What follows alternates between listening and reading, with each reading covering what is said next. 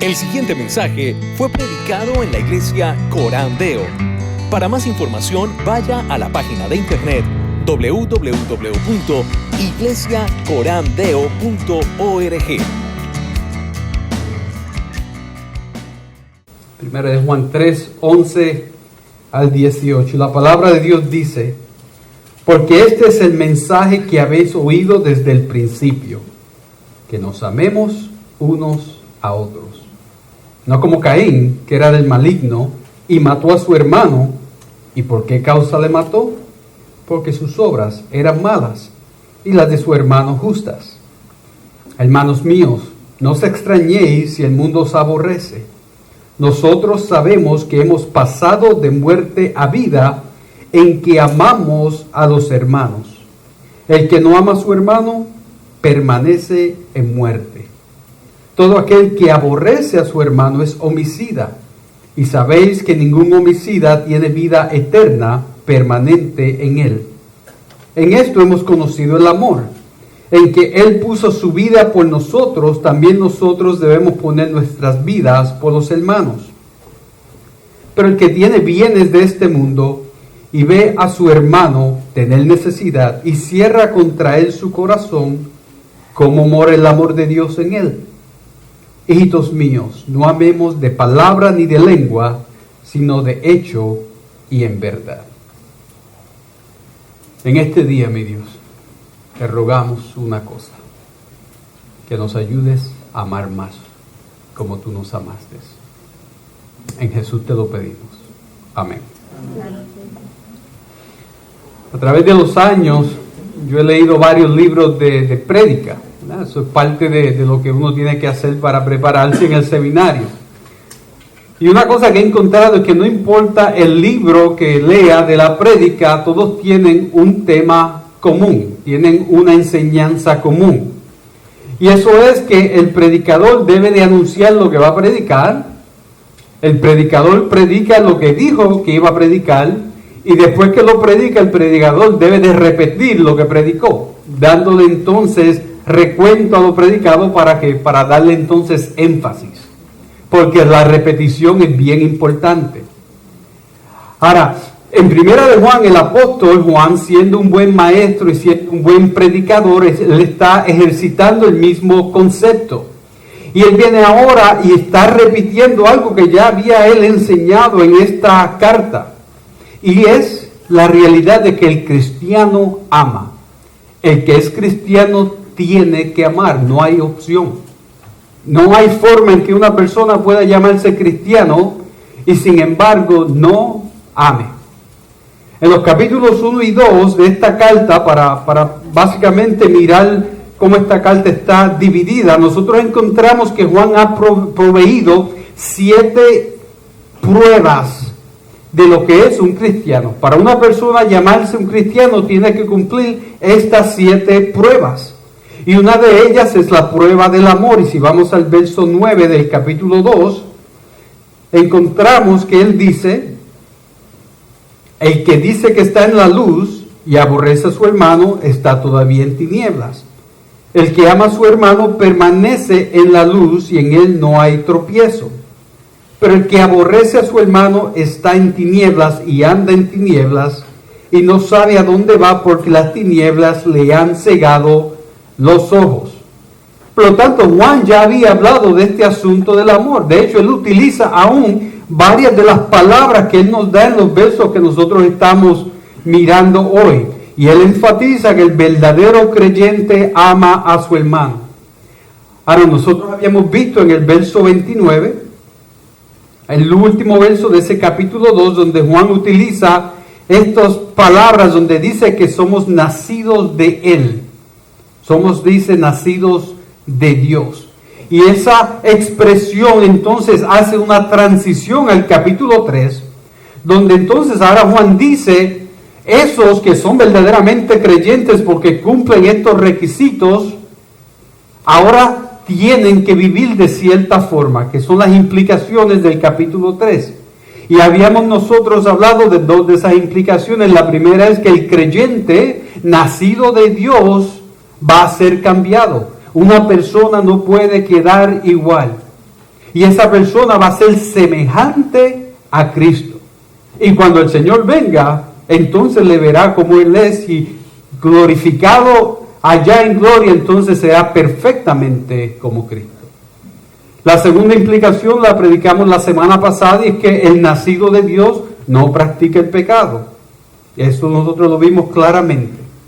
Pero entonces hoy viene Juan a la tercera implicación. Y la tercera implicación es que el nacido de Dios ama. Mira lo que dice el verso 11.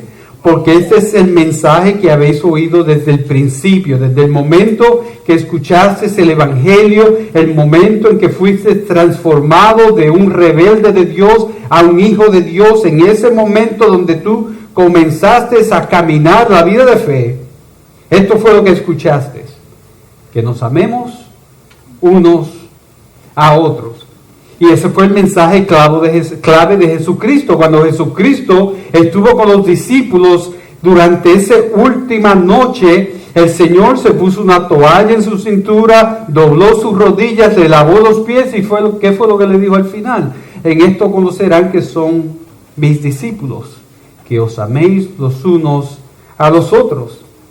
Eso fue en el capítulo 14 de Juan. Después viene y dice en el capítulo 15 de Juan, el verso 12, este es mi mandamiento, que os améis unos a otros como yo os he amado. Y después dice más tarde en el mismo capítulo, en el verso 17, esto os mando, por si no me has escuchado, que os améis unos a otros.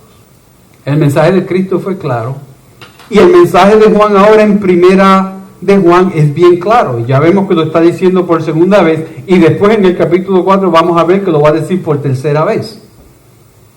Ahora yo quiero que tú te des cuenta de una palabra en el verso 11. Este es el mensaje que habéis oído desde el principio, que nos amemos unos a otros. Y esa palabra amemos en su lenguaje original implica una acción que es continua. Implica que tú continuamente tienes que amar, que tú tienes que formar el hábito de amar. Esto es una manera de vida, esto es un estilo de vida. Ahora, el amar tiene dos caras. El amar tiene la cara positiva, que es la cara de lo que tú tienes que hacer para demostrar que amas. Por ejemplo, si alguien tiene hambre, tú le das de comer. Tú le amas dándole de comer. Pero también tiene la cara negativa, que es lo que tú no puedes hacer para tú demostrarle que amas. Por ejemplo, el que ama no guarda rencor. Pues hay algo positivo que tú tienes que hacer, pero también hay algo negativo que tú no puedes hacer. Y en la primera prédica del amor nosotros nos enfocamos en cosas positivas, pero hoy vamos a enfocarnos en cosas negativas que Juan nos provee aquí. Y él presenta tres maneras en las cuales el amor no es manifestado. Tres formas en las cuales el hombre debe de no vivir para demostrar entonces que él ama. Y la primera de estas es que el amor no es manifestado donde existen obras malas. El amor no es manifestado donde existen obras malas. El verso 12 dice, no como Caín, que era del maligno, y mató a su hermano. ¿Y por qué causa le mató? Porque sus obras eran malas y las de su hermano justas. El hecho de que Caín y Abel ofrecieron sacrificios al Señor nos enseña a nosotros de que Adán y Eva aprendieron algo de la necesidad de adorar a Dios. Adán y Eva aprendieron de que ellos necesitaban, ahora que han visto la grandeza de este Dios, el poder de este Dios, las consecuencias de su pecado, han aprendido que este Dios es digno de adorar. Porque la Biblia no nos dice a nosotros de dónde fue que Adán y Caín sacaron ese deseo, esa necesidad de adorar. Pero una cosa sí tiene que ser cierta, que ellos lo aprendieron de alguien. Porque ambos lo están haciendo. Y eso típicamente es algo que se aprende. Los niños aprenden a adorar cuando los padres están a su lado adorando. Y de la misma forma eso sucede en la palabra de Dios. Ahora, aunque ambos están aquí presentando frente al Señor ofrenda de adoración, aunque ambos aprendieron de la misma fuente de información, había una cosa distinta entre Caín y Abel. Y esa era que Caín obraba mal y que Abel obraba justamente. Ve conmigo el libro de Hebreos. Ve conmigo el libro de Hebreos. Para que vea la descripción que el autor de Hebreos le da a la ofrenda de Abel. Y vas a Hebreos al capítulo 11, el capítulo de la fe, y al verso 4. Y mira lo que dice la palabra de Dios. Dice, por la fe Abel ofreció a Dios que más excelente sacrificio que Caín, por lo cual alcanzó testimonio de que era justo, dando Dios testimonio de sus ofrendas, y muerto aún habla por ella. Por lo tanto, vemos aquí que Abel ofreció tan grande, tan buen sacrificio, ofrenda, que Dios mismo es el que da testimonio de esa adoración, de esa ofrenda que Abel le ha presentado frente al Señor. Ahora, ¿por qué hay una diferencia entre la ofrenda de Caín y la ofrenda de Abel? Si ambos vinieron del mismo padre y madre, si ambos vinieron y aprendieron de ellos, la pregunta es ¿por qué una es distinta a la otra? Y es aquí donde Primera de Juan nos da a nosotros un gran importante pedazo de información, y lo dice en el verso 12. ¿Sabes qué? No como Caín, que era del maligno. Era del maligno. Lo que sucede es que el corazón de Caín no había experimentado la gracia transformadora de Dios. Lo que había sucedido es que aunque Caín tenía la misma información de Adán y Eva, y tenía la misma información que Abel había recibido, el corazón de Caín no amaba. Es ahí donde hay una gran diferencia. Caín era del maligno, pero Abel había experimentado lo que era el amor de Dios. Y quiero que vayas conmigo a Génesis, al capítulo 4, donde esta historia se nos cuenta. Génesis capítulo 4, porque hay algo que quiero que tú veas de Génesis que suplementa la historia de Primera de Juan. Si vas conmigo al verso 3 de Génesis 4, ahí escribe Moisés y dice, y aconteció andando el tiempo que Caín trajo del fruto de la tierra una ofrenda a Jehová, y Abel trajo también de los primogénitos de sus ovejas, de lo más gordo de ellas, y miró Jehová con agrado a Abel y a su ofrenda, pero no miró con agrado a Caín y a la ofrenda suya. Y se ensañó Caín en gran manera y decayó su semblante. Entonces Jehová dijo a Caín, ¿por qué te has ensañado? ¿Y por qué ha decaído tu semblante? La palabra que yo quiero que tú veas ahí es la palabra ensañó. Ensañó quiere decir que Abel le dio enojo. Perdón, Caín. Caín le dio enojo. Caín se irritó. Caín se enfureció locamente. Lo que había en el corazón de Caín en ese momento, cuando él vio la diferencia de cómo Jehová recibió una ofrenda contra la otra, fue un sentido aún de odio contra su hermano, pero no fue de amor. Ahora, lo interesante es esto, y esto es lo que es importante que tú veas. Aunque Caín tenía esos sentimientos, aunque Caín en ese momento estaba irritado, enojado, enfurecido, mira lo que el Señor le dice en el verso 7. Si hicieres bien, si hicieres bien, no serás enaltecido. Y si no hicieres bien, el pecado está a la puerta.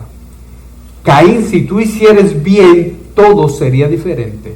Caín, si tú hicieres bien, tú serías enaltecido. Caín, si tú hicieres bien, Caín, tú no pecarías. Pero Caín no escuchó a Dios. Pero Caín no hizo el bien. Interesantemente que cuando viene el Señor y le pregunta a Caín por su hermano, a ver qué es lo que él dice, mira el verso 9. Jehová dijo a Caín, ¿dónde está Abel tu hermano? Y él respondió que no sé. ¿Soy yo acaso guarda de mi hermano? ¿Acaso yo estoy supuesto a tomar el cuidado de mi hermano? Mantener mi ojo sobre él. Y la contestación es sí, porque tú estás supuesto a amarlo. Sí, porque tú estás supuesto a obrar a su favor. Sí, porque como Abel es uno creado a la imagen y semejanza de Dios, es importante y tiene valor. Lo que nosotros vemos aquí en esta historia es esto, iglesia. Y Juan nos ayuda a comprenderla. Y es aquí lo que, como se viene todo, se junta todo esto. La evidencia de que alguien es de Dios, o sea, no del maligno, como Caín, es que se verá en esa persona que tendrá amor por el prójimo a punto de que lo llevará a obrar bien por ella y no mal. Pero como Caín era del maligno, no lo podía amar, por lo tanto, obró mal. Iglesia, amar es el hacer bien. Amar es el hacer bien. Amar no es un sentimiento, no lo confundas. Ningún lugar en la Biblia me enseña a mí que amar es un sentimiento. Amar es el hacer bien. De tal manera amó Dios al mundo que Él hizo algo. Él entregó a su Hijo, lo puso en una cruz para que a través de la fe entonces tú tengas vida eterna. Dios hizo algo. Si tú vas al capítulo 11 de Hebreos, cuando se habla de la fe, lo único que tú encuentras son gentes que obedecieron al Señor, obedecieron a Dios, hicieron un sinnúmero de cosas como Abel, por su fe que hizo él, ofreció, ¿verdad? Y es a través de la acción que nosotros demostramos el amor para con Dios. Y es a través de la acción que demostramos el amor para con el hermano. Y aquí hay una importante lección también, iglesia. Aquí una lección. Abel aquí hizo todo correcto. Abel amó a Dios. Abel le ofreció sacrificio a Dios. Abel le dio lo más excelente, lo más gordo a Dios. Obviamente Abel no era del maligno. Abel fue nacido de Dios. Pero aún así, Abel sufrió a manos de aquel que no sabía ni podía amar. Y eso mismo te va a suceder a ti, me va a suceder a mí. Por más bien que tú hagas todas las cosas, tú vas a padecer a manos de personas que no saben amar y otros que no pueden amar. Tú vas a encontrar que así como Caín, el mundo, por su ira, por su enojo, por su irritación, por su envidia, obrará mal en contra tuya. Y quiero que reconozca que no importa cuán mal el mundo obre, tú sigues teniendo la obligación de amar al mundo. Aquellos que viven allá, aquellos que están perdidos, aquellos que son tus enemigos. Tú estás supuesto a amar y mandado a orar por aquellos que aún quieren mal contra ti. Por lo tanto, aquí nos enseña Juan que el amor no es manifestado donde existen malas obras, y aunque hagan malas obras contra ti, tú eres comandado a amar. Reconoce eso. Ahora, segundo, el amor no es manifestado donde existen sentimientos malos. Vamos al verso 13 de Primera de Juan, capítulo 3. Verso 13 dice que: hermanos míos, no os extrañéis si el mundo os aborrece. Nosotros sabemos que hemos pasado de muerte a vida en que amamos a los hermanos. El que no ama a su hermano permanece en muerte. Todo aquel que aborrece a su hermano es homicida, y sabéis que ningún homicida tiene vida eterna permanente en él. Tal vez tú y yo no seamos tan perversos como para matar a nadie. No seamos tan malos como Caín, ¿verdad? Y yo eso espero, que ninguno aquí seamos tan malos como Caín. Amén a eso, ¿verdad que sí? Pero Juan dice algo que es bien interesante. No amar no es solamente hacer violencia física, pero también implica lo que tú atesoras en tu corazón. Juan dice aquí varias cosas que son bien claras y bien sencillas y no hay que explicarlas. Él dice: por cuanto el mundo no conoce a Dios, te aborrecerá. Ya hablamos de eso. Lo segundo que él dice aquí, creo que lo que te dice es que la evidencia de la salvación es que el amor es el amor. La evidencia de la salvación es el amor. Y el que no ama todavía está muerto en sus delitos y pecados. Eso es lo que te dice en el verso 14 y eso está bien claro. Pero mira lo que te dice en el verso 15. Es aquí donde quiero gastar un poquito más de tiempo. Todo aquel que aborrece. Ahora, ¿qué quiere decir el aborrecer? Si buscamos el significado de esa palabra, nos dice que es literalmente el odiar o el detestar. O sea, el tener sentimientos de desprecio, falta de cariño, falta de aprecio contra un hermano. Es antipatía. Y mira lo que dice aquí, que el que aborrece a su hermano, o sea, el que tiene estos sentimientos, es lo mismo que ser un homicida. Esto lo que nos enseña a nosotros es que el odio es la semilla del homicidio. Jesús enseñó que del corazón es que salen las malas obras. Por eso digo, cuando tú comas, come lo que quieras, el lechoncito asado, cómetelo, no hay problema, ¿verdad? Los pastelitos son muy buenos, no importa cómo te los hagan.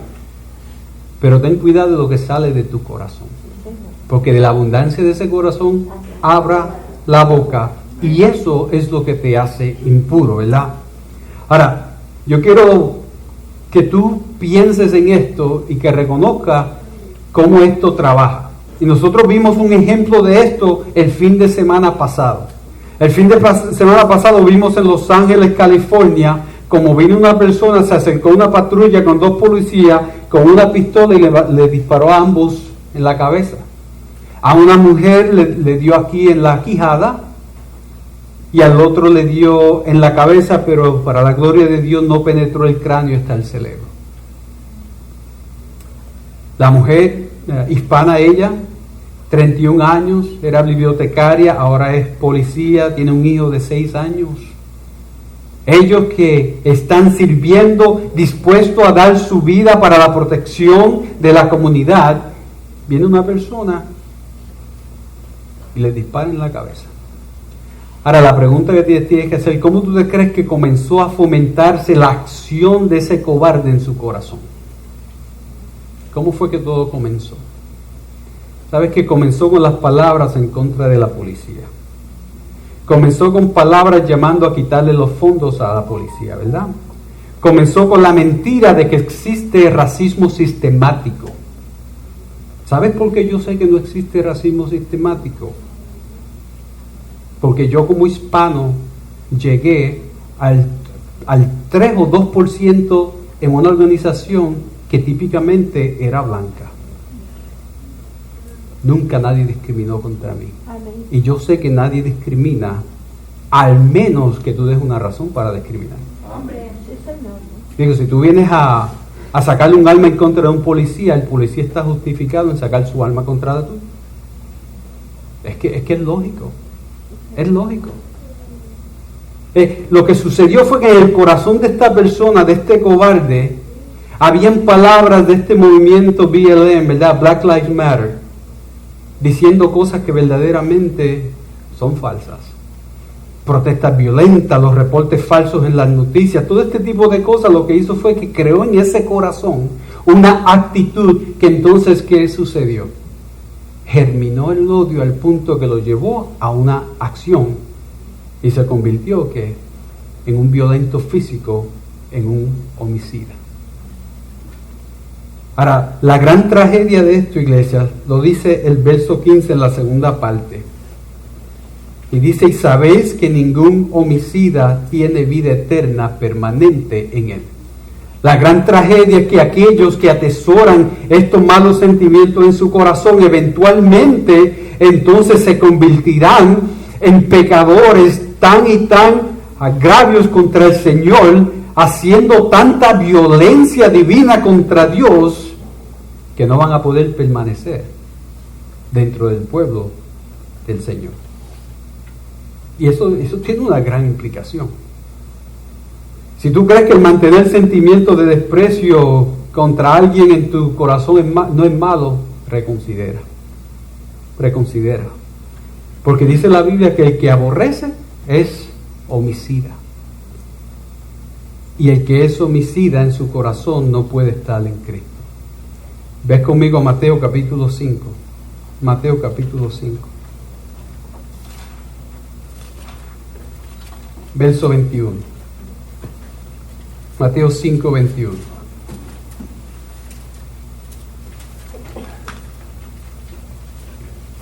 Y Jesús en el Sermón del Monte dice, Oíste que fue dicho a los antiguos, no matarás, y cualquiera que matare será culpable de juicio. Pero yo os digo que cualquiera que se enoje contra su hermano será culpable de juicio.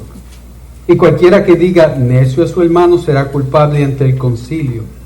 Y cualquiera que le diga fatuo quedará expuesto al infierno de fuego.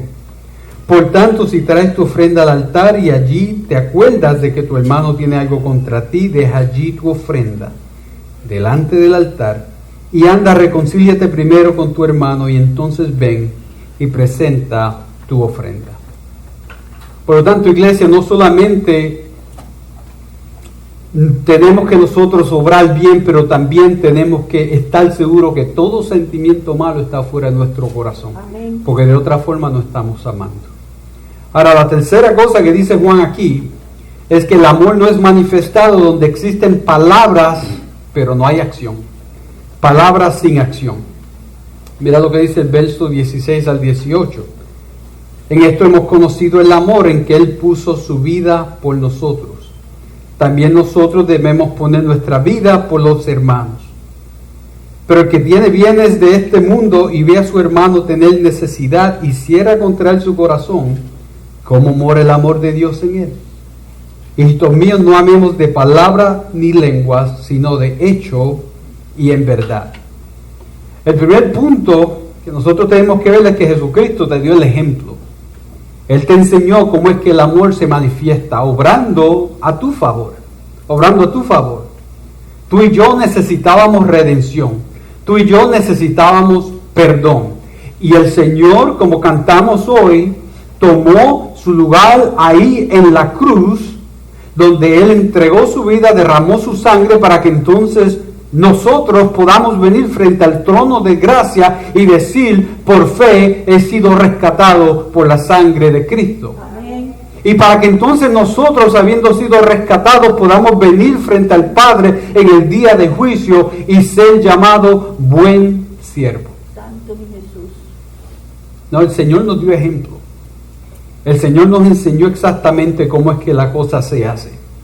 Pero ahora que entonces Jesús te ha demostrado lo que es el amor, es tu turno y es mi turno el nosotros entonces practicar el amor. Mira el punto de que tú tienes que amar, que te dice el verso 16. Nosotros debemos poner nuestras vidas por los hermanos. Dar tu vida aquí quiere decir que tú vas a dar lo más valioso que tú tienes. Que tú vas a dar lo que tú no puedes reemplazar. Que tú vas a dar lo que nadie te puede repagar. Eso es lo que te está diciendo aquí Juan en su carta.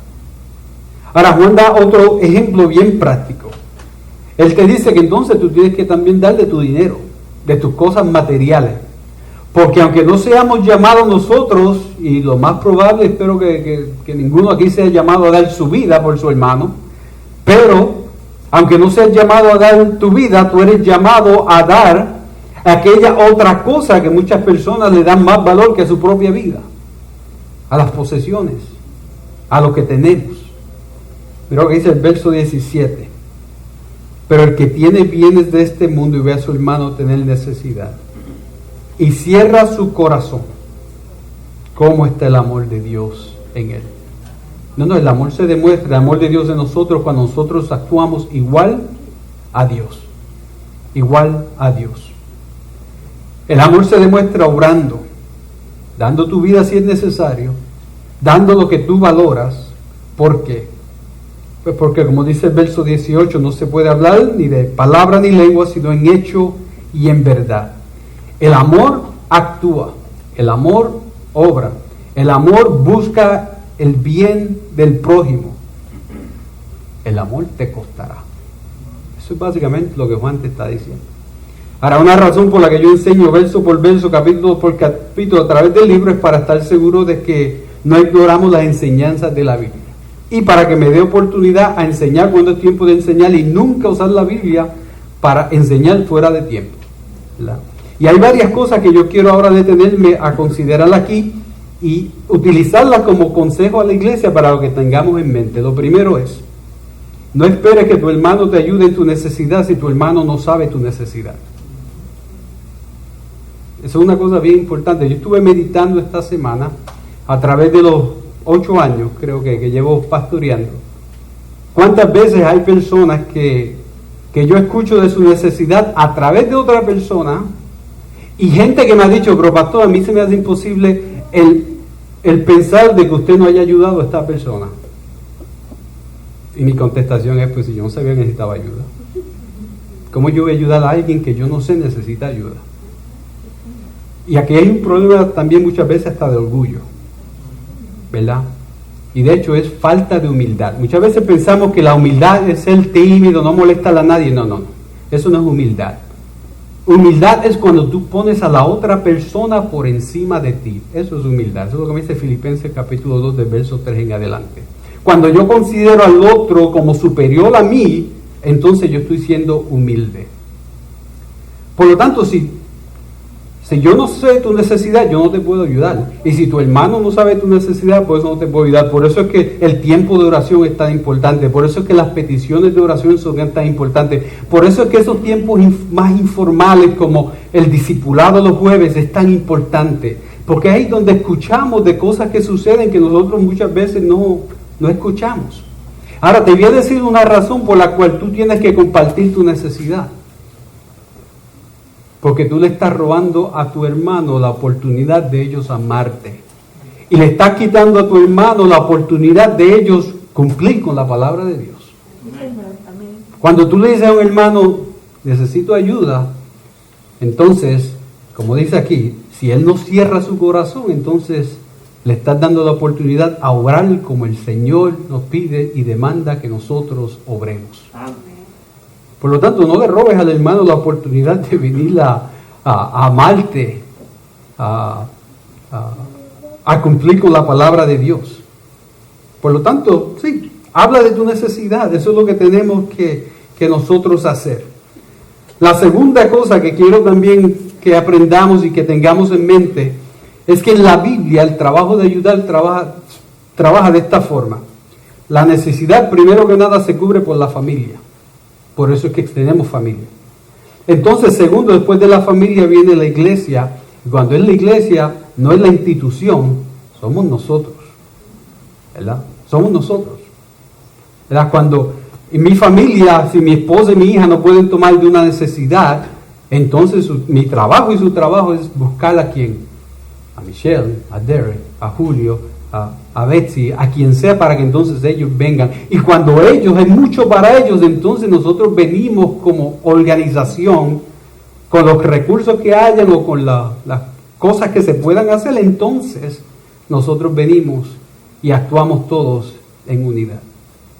Ahora, ¿por qué tiene que ser primero el hermano?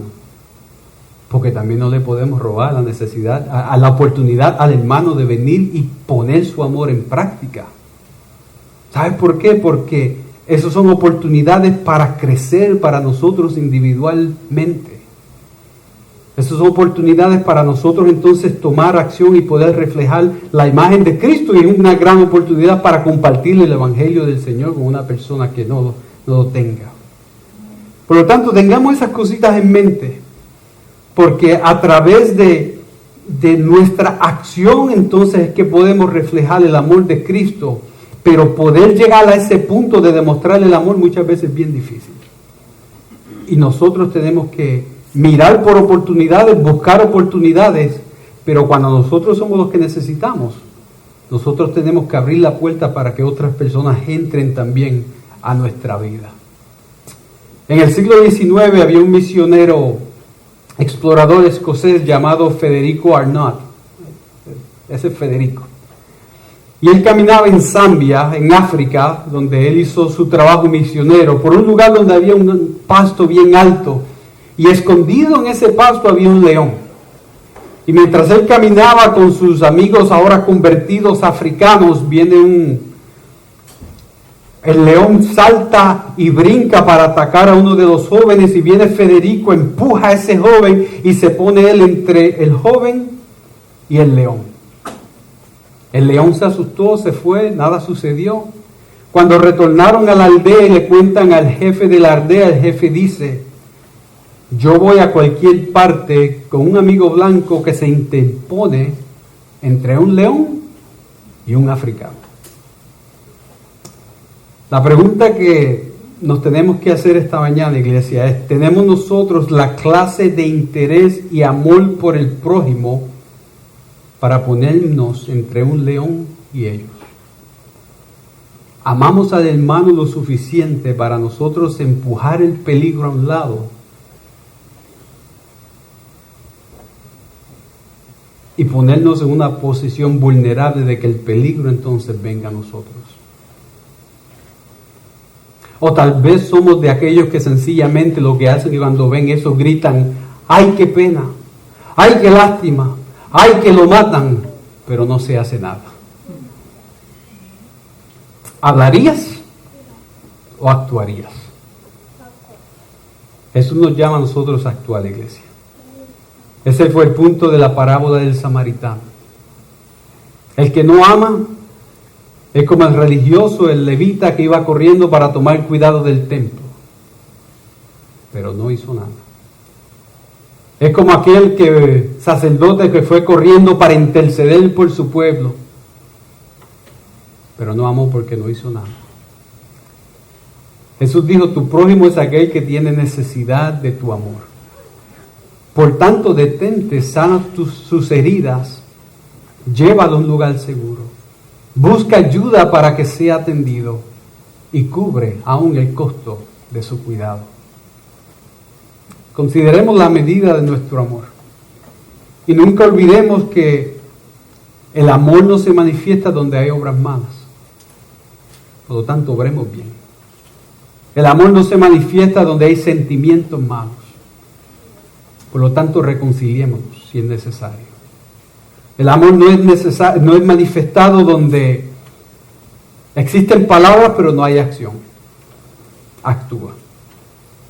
Iglesia, el amor al que Dios nos llama a practicar es un amor que se da, ágape, de sacrificio. El amor es mucho más que sentimientos, es acción. Actúa hoy y actúa para bien, porque el nacido de Dios, iglesia, la Biblia enseña, ama. Amén. Y ahora en esta mañana te damos la gloria, la honra y todo honor, Señor. Y te pedimos, oh Dios, que examines nuestra vida y que tu Espíritu nos convenza de pecado, mi Dios, si en ella hay algo que necesita ser cambiado, confesado, mejorado, Señor. Ayúdanos, mi Dios, a obrar bien. Ayúdanos, mi Dios, a tener buenos sentimientos con los hermanos. Ayúdanos, oh Dios, a demostrar con nuestras obras, Señor, de que sí amamos. Necesitamos, oh Señor, nosotros caminar como hijos fieles tuyos, Señor, nacidos de ti, para que así podamos, oh Dios, ser buenos testigos de la resurrección de Cristo y llevar su mensaje a aquellos que necesitan escuchar el Evangelio, Señor. Te pido, mi Dios, que donde haya aquí odio, mi Dios, tú traigas amor. Donde haya pereza, mi Dios, tú muevas manos y corazones, Señor. Yo te pido, mi Dios, que aprendamos a cuidarnos, Señor, a considerarnos, a amarnos. Sé con nosotros, Señor. Perdónanos cuando te fallamos y cuando le fallamos al hermano. En Jesús oramos hoy. Amén.